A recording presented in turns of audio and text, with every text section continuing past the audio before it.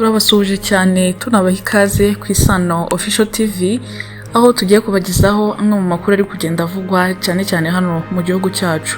Turaza kwibanda ku makuru avugwa ku buzima, aho 28 bishwe n'inzoga z'inkorano. Minisiteri y'Ubuzima igaragaza ko kuva tariki 2 Gashyantare kugeza ku ya 12 2026 amavuriro yo mu turere twa Bugesera, Ruhango, Nyamagabe na Rwamagana amaze kwakira abaturage basaga 229 banyoye inzoga zitujuje ubuziranenge, aho 28 muri bo bahasize ubuzima. Abatarishwe n'izo nzoga zabateye indwara zitandukanye zirimo kuba batakireba neza, kuribwa mu nda n'umutima ndetse n'ibindi. Bamwe mu banyoye kuri izo nzoga zikabamerera nabi cyangwa bagapfusha ababo mu muryango, bavuga ko baribwa mu nda cyane nyuma yo kuzinywa.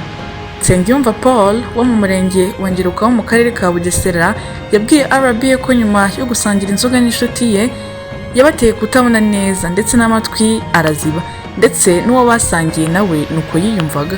Akaba yaragize ati: twageze kwa muganga i Nyamata baratuvura, ariko wa wundi twajyanye byarangiye apfuye, naho njyewe nsigara ntanura ibirori ntumva neza. Undi nawe avuga ko nyuma yo kunywa inzoga yafashwe mu nda ndetse akaribwa n'umutima.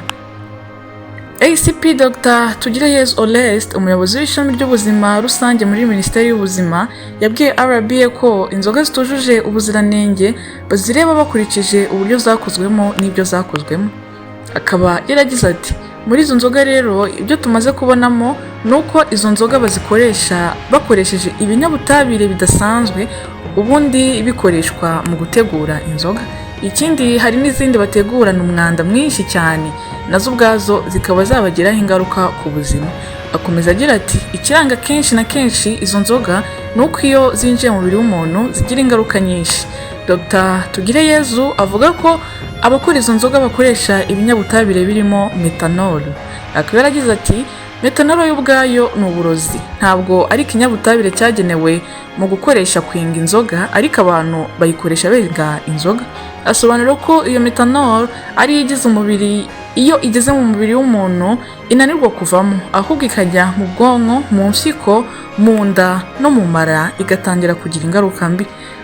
Akomeza avuga ati: ingaruka za mbere ni umutwe udasanzwe, kwangirika k'ubwonko bigarukira ku rupfu, ukwangirika kw'impyiko, ukwangirika k'umutima ndetse no gupfa amaso. Ayo ni amwe mu makuru twari twabateguriye ari kugenda avugwa hano mu Rwanda, cyane cyane twari twibanze kwavugwa mu buzima. Reka tubashishikarize gukomeza kumva ibiganiro Isano Official TV tugenda tubategurira.